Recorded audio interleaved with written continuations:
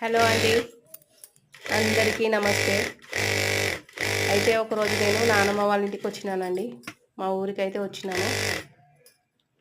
మా నాన్నకి government employee అండి. మా నాన్న పెళ్లి కాకముందుకే జాబ్ వచ్చిందంట. అయితే హైదరాబాద్కి వెళ్ళిపోయిండు జాబ్ రాగానే. అక్కడనే పెళ్ళి పిల్లలు మేమందరం అక్కడనే అండి. ఎప్పుడైనా పండగలు అయితే మాత్రం మేము నానమ్మ వాళ్ళ ఇంటికి వస్తుంటిమి. మా నాన్నకి 4 అక్క చెల్లెళ్ళు. మా అత్తయ్య అయితే పెద్దదండి, మా నాన్నకన్నా పెద్ద. మా అత్తయ్య మా మామయ్య వాళ్ళు మా నాన్నమ్మ వాళ్ళ దగ్గరనే ఉంటుండేదంట. అయితే ఒకరోజు ఏమైందంటే మా ఆయన నేను ఏదో తిట్టినానండి పండగకు వచ్చినప్పుడు.